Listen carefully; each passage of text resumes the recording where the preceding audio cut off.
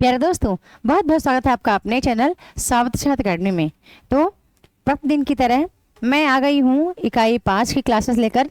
इकाई 5 के कुछ मैंने इंपॉर्टेंट चीज़ें यहाँ पर रखी हैं, तो चलिए एक एक चीज़ों को हम देख लेते हैं। और इकाई 5 की मैं आपको बताऊं तो आधुनिक काल के जो कवि हैं उनकी छोटी छोटी कविताएं आपके पाठ्यक्रम में लगी हैं। तो मुझे ऐसा लगता है कि आपको वो कविताएं पढ़नी चाहिए प्रकाशन वर्ष, जन्म समय, कविता संकलन या फिर कविता की विषय वस्तु देखने के बाद।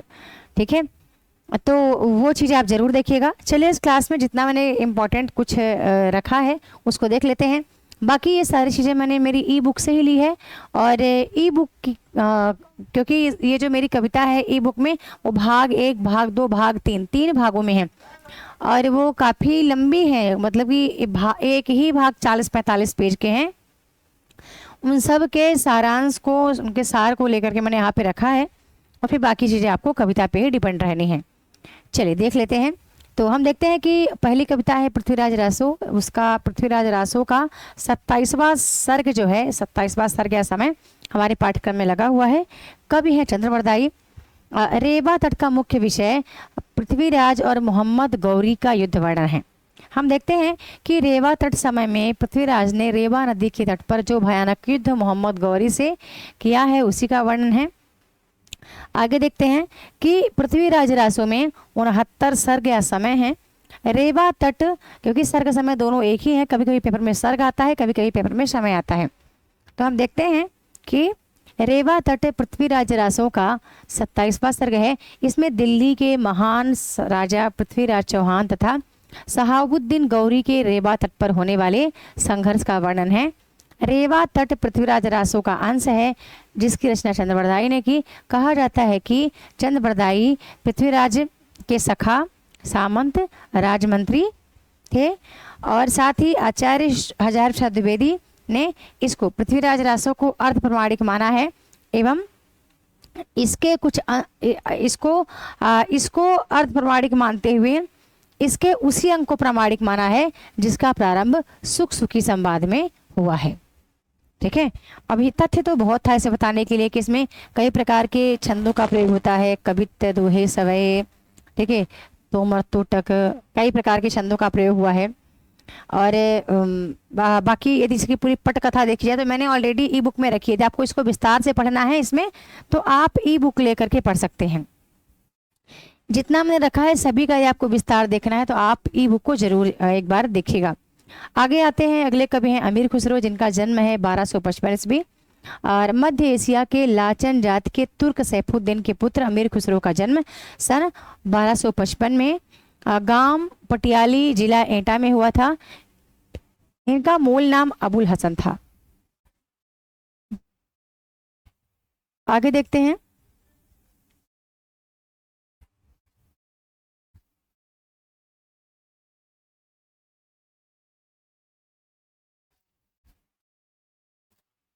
देखते हैं कि इनका मूल नाम अबुल हसन था। खुसरो उपाधि, इनको कई प्रकार की उपाधियां मिली। खुसरो सखून, यह उपाधि मात्र 12 वर्ष की उम्र में ही बुजुर्ग विद्वान ख्वाजा इजामुद्दीन द्वारा इनको प्रदान किया गया। इनके अन्य नाम भी थे जैसे तुर्क अल्लाह, तोते हिंद। इनके गुरु का नाम था निजामुद्दीन औलिया। हम देखते हैं कि अमीर खुसरो प्रथम मुस्लिम कवि थे जिन्होंने हिंदी शब्दों का खुलकर प्रयोग किया। वे पहले व्यक्ति थे जिन्होंने हिंदी, हिंदवी और फारसी में एक साथ लिखा। उन्हें खड़ी बोली के आविष्कार का श्रेय दिया जाता है। वे अपनी पहेलियों और मुकरियों के लिए जाने जाते हैं, यानी पहेलियों और मुकरियों के लिए प्रसिद्ध हैं, ऐसा आपके पेपर में आ चुका है। सबसे पहले खुसरो ने अपनी भाषा के लिए हिंदवी शब्द का उल्लेख किया है, ये भी महत्वपूर्ण है। इनकी कुछ प्रसिद्ध रचनाएं हैं खालिक बारी, पहेलियां, मुकरियां, गजल, दो सुखने, नुहसी पहर, नजराने हिंद, हालाते कन्हैया।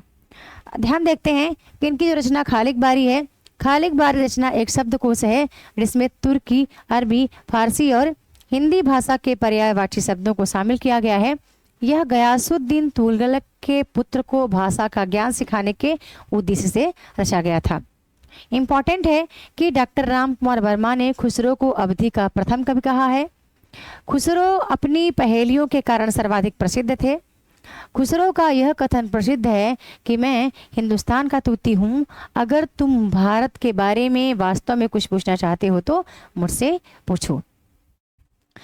अब इनका भी और भी विस्तार पढ़ना है तो आपको ई बुक देखना पड़ेगा, ठीक है। जितना मुझे लगता है कि पेपर की परीक्षा के दृष्टिकोण से महत्वपूर्ण है वो चीज़ें मैंने रिवाइज के तौर पे यहाँ पर रखी हैं। अब इतना टाइम भी नहीं दोस्तों कि आप बहुत विस्तार से पढ़ेंगे, लेकिन हाँ जो पंक्तियाँ लगी हुई हैं आपके पाठ्यक्रम में वो आपको देखना है। तो अगले जो कवि हैं वो भ्रमर गीत कविता हमारे पाठ्यक्रम में लगी है। प्रकाशन वर्ष इसका 1925 है। इसके संपादक आचार्य रामचंद्र शुक्ल हैं। हम देखते हैं कि महाकवि सूरदास कृत सूर सागर के 10वें स्कंध में भ्रमर गीत की रचना का वर्णन देखने को मिलता है। सूरदास भ्रमर गीत सार पद संख्या 21 से 70 तक हमारे पाठ्यक्रम में लगी हुई है। देखते हैं कि भ्रमर गीत सार आचार्य रामचंद्र शुक्ल द्वारा संपादित महाकवि सूरदास के पदों का संग्रह है।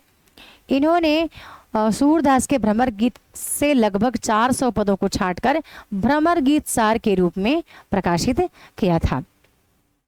आगे देखते हैं कि भ्रमर गीत में सूरदास ने उन पदों को समाहित किया है जिनमें मथुरा से कृष्ण द्वारा उद्धव को व्रत संदेश लेकर भेजा जाता है, और उद्धव तो हैं योग और ब्रह्म के ज्ञाता, उनका प्रेम से दूर दूर का कोई सरोकार नहीं है।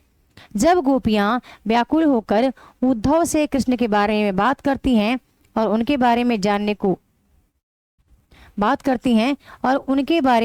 को उत्सुक होती हैं तो वे निराकार ब्रह्म और योग की बातें करने लगते हैं। तो खींची हुई गोपियां उन्हें काले भंवरे की उपमा देती हैं। बस इन्हीं करीब 100 से अधिक पदों का संकलन भ्रमर गीत या उद्धव संदेश में कहलाया गया है। आगे देखते हैं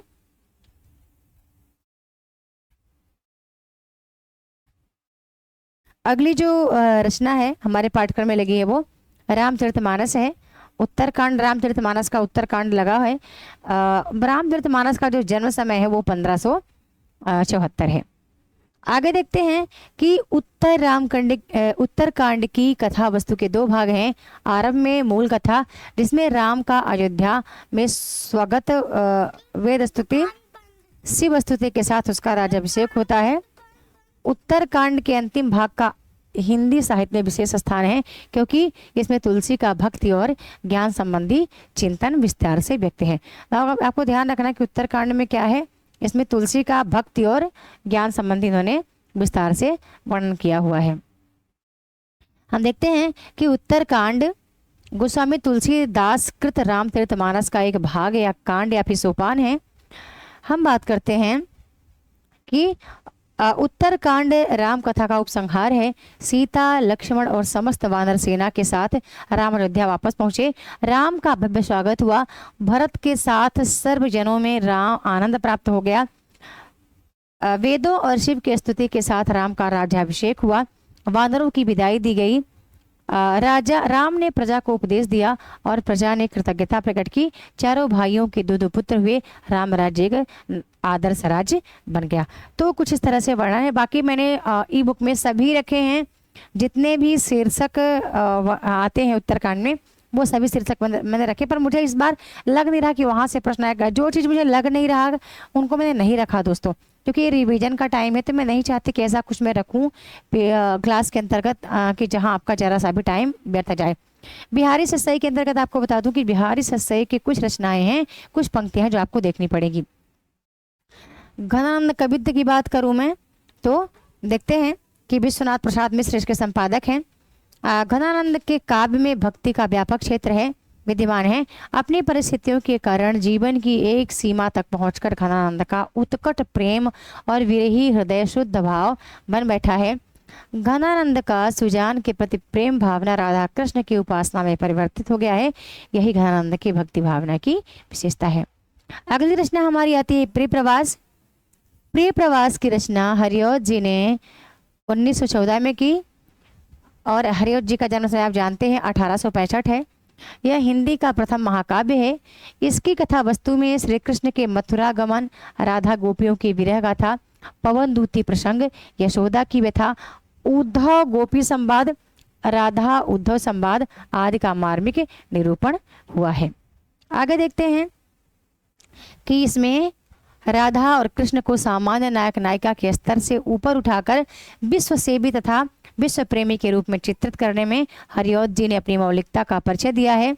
हम देखते हैं कि इसमें 17 सर्ग कुल हैं इस महाकाव्य में। प्रथम सर्ग इसमें संध्या का वर्णन है। ठीक है, जो पंक्ति आती है कि दिवस का अवसान समीप था, गगन था कुछ लोहित हो चला, जो कि द्रुत विलंबित छंद में लिखा गया है। अब आगे चलते हैं, हमें कौन सा सर्ग देखना है, हमारे लिए इम्पोर्टेंट है कि इसमें 10वां सर्ग, ठीक है, 10वां सर्ग उद्धव प्रसंग है और साथ में आपका 11वां सर्ग भी उद्धव प्रसंग है। तो उद्धव प्रसंग ही हमें देखना है। ठीक है, उद्धव प्रसंग हमारे लिए इम्पोर्टेंट है इस सर्ग का, और बाकी तो देख लेना आप। यहाँ पर अलग अलग सर्गों से कभी प्रश्न इस तरह से आए नहीं। हाँ, सर्गों को लेकर पूछा गया है कि किस सर्ग में कौन से छंदों का वर्णन देखने को मिलता है। सॉरी। आगे देखते हैं कि प्रिय प्रवास के प्रमुख चरित्र कृष्ण एवं राधा हैं, परंतु कवि ने उसमें युगानुकूल कुछ परिवर्तन किए हैं।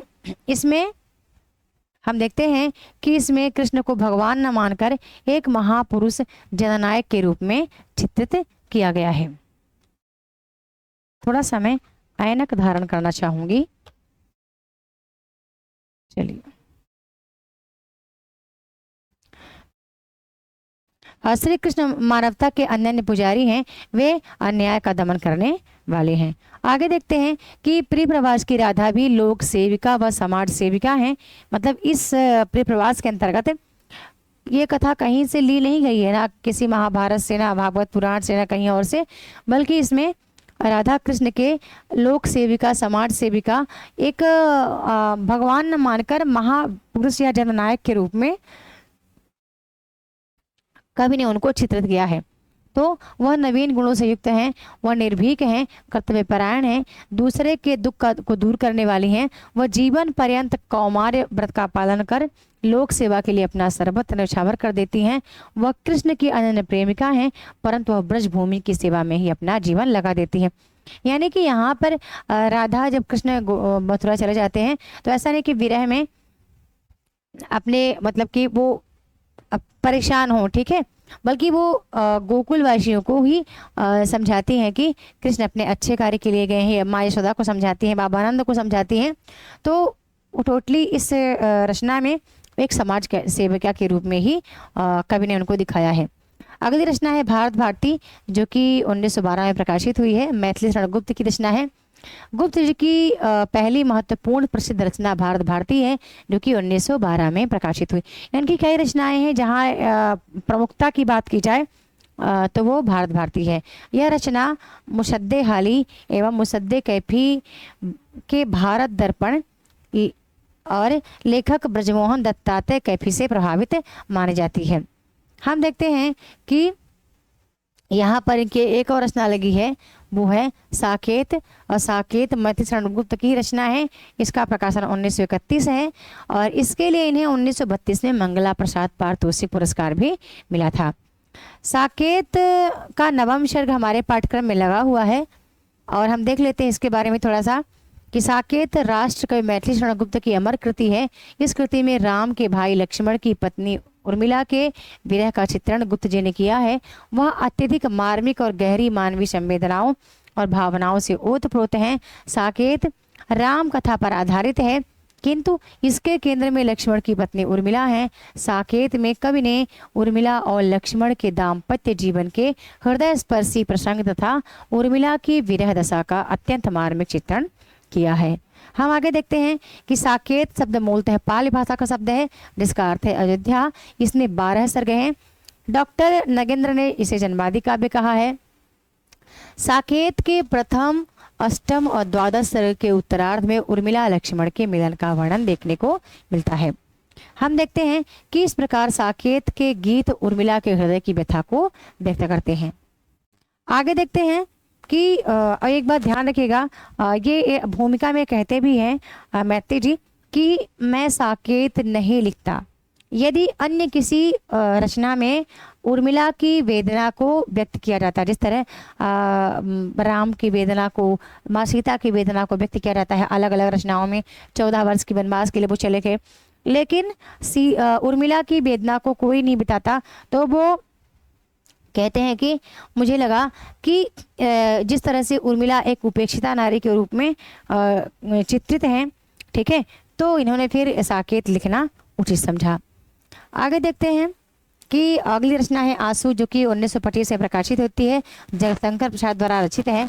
प्रसाद जी की कृतियों में कामायनी के पश्चात आंसू का स्थान है और हिंदी साहित्य के विरह काव्यों में व्यंजना की दृष्टि से अनुपम है। आगे देखते हैं कि आंसू का मुख्य भाव विरह श्रृंगार है। आंसू का आधार असीम व्यक्ति है, जिसके मिलन सुख की स्मृति ने कवि के हृदय में वेदना लोक की सृष्टि की है। कवि के हृदय में प्रिय की स्मृतियों की एक बस्ती ही बस गई है, उनके हृदय में विरह की आग जल रही है। हम देखते हैं अगली रचना है जयशंकर प्रसाद द्वारा रचित कामायनी। कामायनी का श्रद्धा लज्जा इड़ा सर्ग हमारे पाठ्यक्रम में लगा हुआ है। तो कामायनी जो है वो 1935 प्रकाशित है और कामायनी के 15 सर्ग हैं जो आपको याद रखने हैं। चिंता, आशा, श्रद्धा, काम, वासना, लज्जा, कर्म, ईर्षा, इड़ा, स्वप्न, संघर्ष, निर्वेद, दर्शन, रहस्य, आनंद। कई बार आ जाता है उसका पहला, पांचवा, दूसरा, अंतिम कुछ भी सर्ग पूछ लिया जाता है या सर्गों का क्रम लगाने के लिए दिया जाता है, तो आप कामायनी के सर्गों को ध्यान रखिएगा। अगले कवि हैं निराला जी। हम देखते हैं कि निराला जी की कविता है जूही की कली, जो कि 1916 में प्रकाशित है। परिमल संग्रह में संकलित है। प्रकाशन वर्ष है परिमल का 1930।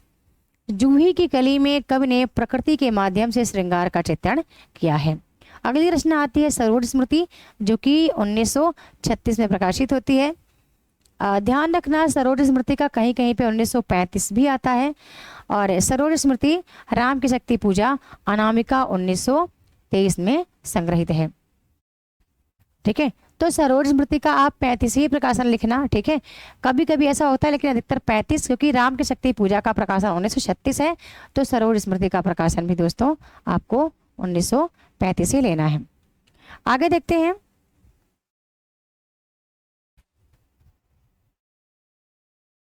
कि अगली रचना है हमारी राम की शक्ति पूजा, जो कि 1936 में प्रकाशित है। और अगली रचना है कुकुरमुत्ता, 1949 में प्रकाशित है, व्यंग परक रचना है। जागो फिर एक बार उद्बोधन गीत है, जो कि परिमल काव्य संग्रह में संकलित है। अगली रचना है बाधो ननाविट ठाव बंधु। फिर हम देखते हैं कवि सुमित्रानंद पंत की रचना को, कि प्रथम रश्मि रचना है, जो कि जिसका प्रकाशन 1919 है। वीणा संग्रह में संग्रहित है। वीणा का प्रकाशन 1927 है। आगे देखते हैं परिवर्तन कविता, 1924 में प्रकाशित है। पल्लव काव्य संग्रह में संग्रहित है। पल्लव का प्रकाशन 1928 ईस्वी है। द्रुत झरो जगत के जीर्ण पत्र 1934 में प्रकाशित है। युगांत काव्य संग्रह में संग्रहित है। युगांत का प्रकाशन 1936 है। अगली रचना आती है महादेव वर्मा की, बीन भी हूँ मैं तुम्हारी रागिनी भी हूँ, 1935 से प्रकाशित है। नीरजा संग्रह में संग्रहित है और नीरजा काव्य संग्रह का जो प्रकाशन है वो 1934 में है। इन एक एक जो आप दिख रहे हैं ई बुक में मैंने सभी के सारांश को लिखा हुआ है। इकाई 5 की ई बुक में मैंने सबके सारांश को, बहुत बड़ी दोस्तों, कम से कम 2 से 2.5 घंटे की क्लास आपकी, मेरी इकाई 5 बस की हो जाती है। मैं पूरा पढ़ाने लगूँ आपको, और वहाँ से मुझे लगता है कि इतना बताने की आवश्यकता नहीं है। आपको पंक्तियाँ पढ़ के रखनी है और साथ में ये चीज़ें आपको पेपर के लिए याद रखना है, क्योंकि ये पेपर में आता ही आता है। हर बार प्रकाशन वर्ष, कवि का जन्म समय, रचना किस काव्य संग्रह में संग्रहित है, ये यहाँ से हर बार प्रश्न बनता है, तो ये चीज़ आपको देख के रखना है। मैं नीर भरी दुख की बदली 1936 से प्रकाशित है। सांध्य गीत काव्य संग्रह में संग्रहित है। देखते हैं फिर विकल है प्राण मेरे, 1936 से प्रकाशित है। ये भी सांध्य गीत काव्य संग्रह में संग्रहित है। यह मंदिर का दीप 1942 में प्रकाशित है और दीप शिखा संग्रह में संग्रहित है। अगली रचना आती है कवि दिनकर की। हम देखते हैं दिनकर की रचना है रश्मित रथी, जो कि 1952 में प्रकाशित है और 17 सर्गों में विभक्त है, या 17 भागों कह सकते हैं, भागों में सर्ग नहीं भाग हैं। उर्वशी 1961 में प्रकाशित है। हाँ, उर्वशी के लिए थोड़ा सा आपको डीप अध्ययन करना पड़ेगा। यदि आपको ऐसा लगता है कि मेरे ई बुक की आवश्यकता है, तो बहुत कम प्राइस में आप ई बुक को ले सकते हैं। ई बुक की प्राइस इन दिनों दोस्तों केवल 250 है, 250 रुपये ई बुक का PDF है। और आप चाहें तो पूरा PDF ले करके और पूरा स्टडी आप कर सकते हैं। जो चीज़ें मैं पढ़ा रही हूँ टोटल ई बुक के कंटेंट को उठा करके मैं आपको यहाँ बता रही हूँ। हाँ, ये कि मुझे मेहनत लगती है ई बुक से चीज़ों को वहाँ से लाना और यहाँ पर रखना, फिर इसका फिर से PDF तैयार करना, फिर से टाइपिंग करना, टाइपिंग एरर हो जाता है कहीं ना कहीं, तो थोड़ी सी मेहनत लग रही मुझे। बाकी इन सब का बहुत बेहतरीन वर्णन मेरे ई बुक में ऑलरेडी मैंने दिया हुआ है। चलिए आगे देखते हैं।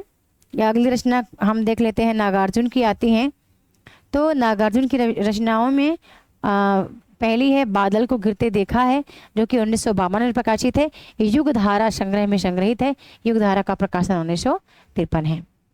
आगे देखते हैं, कालिदास 1959 में प्रकाशित है। सतरंगी पंखों वाली संग्रह में संग्रहित है।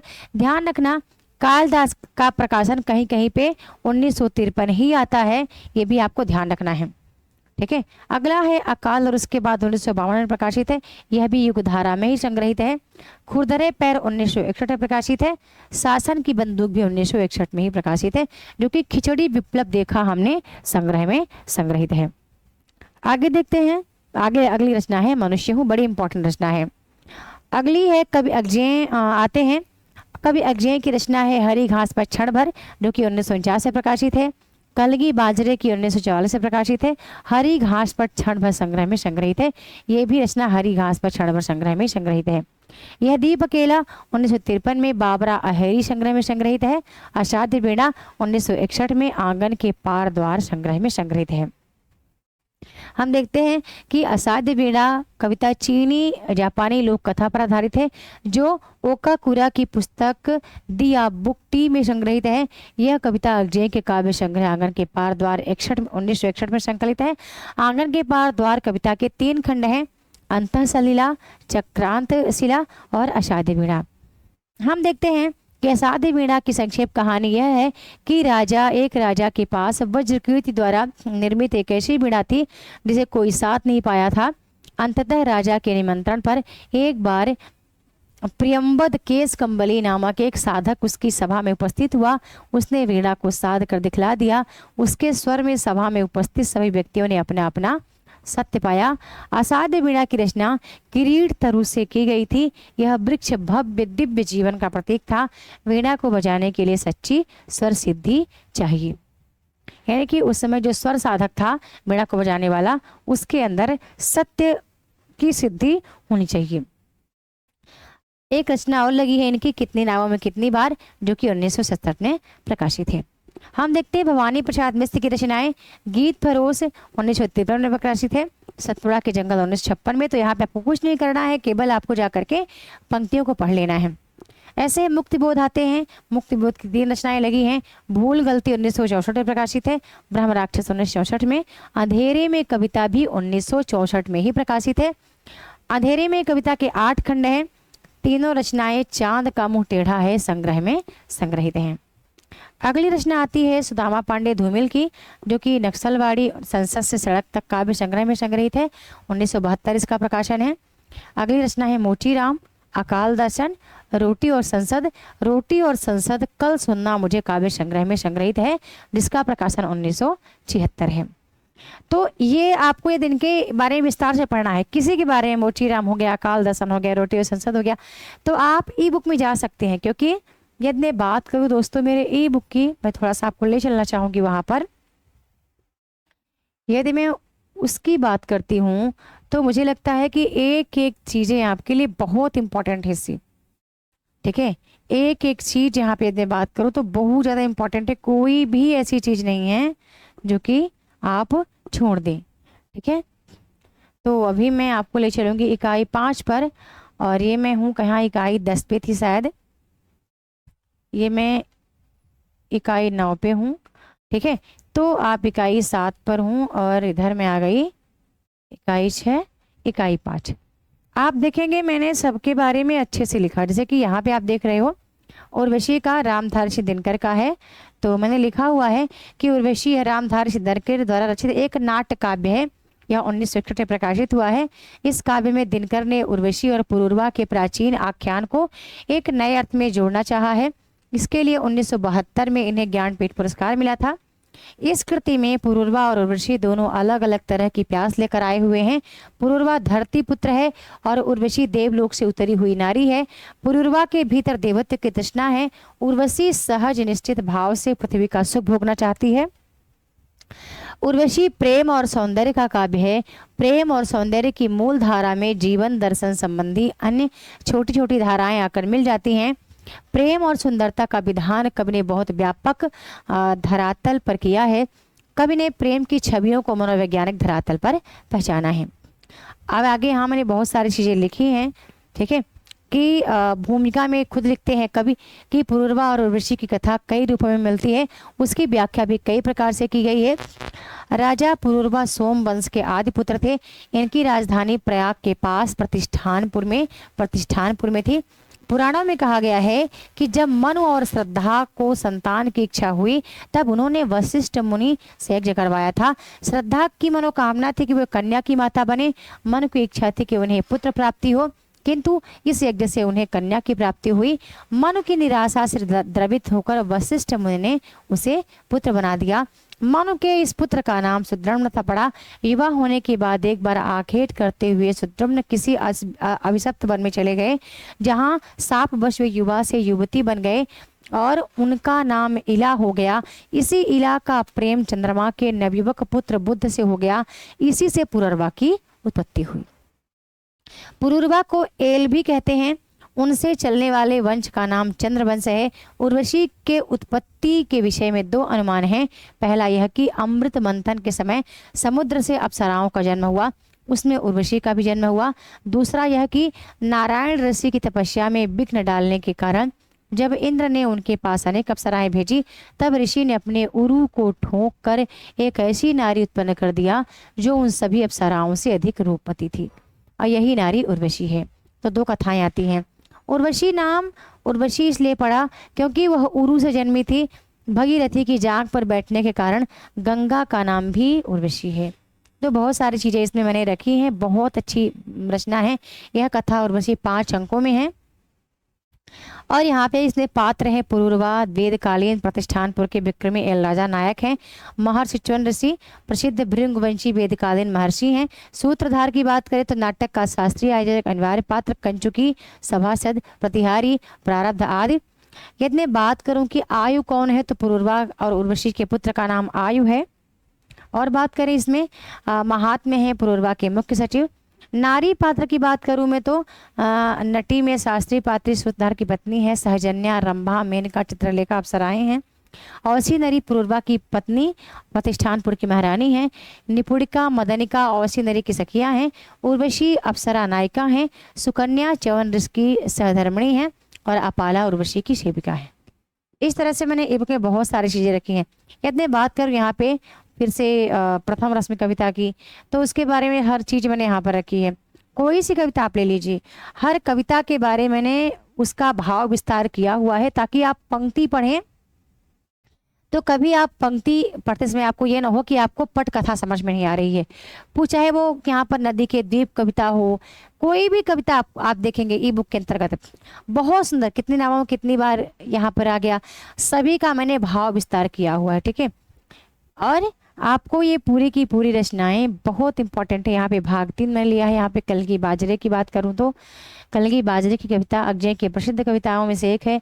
यह कविता हरी घास पर क्षण भर काव्य संग्रह में से लिया गया है। इसका प्रकाशन 1949 है। इस कविता में कवि ने अपनी प्रेमिका की तुलना तारा, कुमुदनी या चंपे की कली जैसे पुराने प्रतीकों को छोड़कर चिकनी हरी घास और बाजरे की बाली से करते हैं। उनके अनुसार हरी घास और बाजरा प्रेमिका के सुंदरता के निकट है, ठीक है। ये दोनों ही चीज़ें शहर वासियों के लिए जूही के फूलों से भी अधिक महत्वपूर्ण है। तो बहुत सारी चीज़ें मैंने इसमें ऐड करी है, ठीक है। तो अब ज़्यादा आपको विस्तार पढ़ना है तो आपको कहाँ जाना पड़ेगा, मेरी ई बुक लेना है जो कि आपको 250 रुपये में इसका PDF कंप्लीट मिल जाएगा। तो आप वहाँ से स्टडी कर सकते हैं, ठीक है।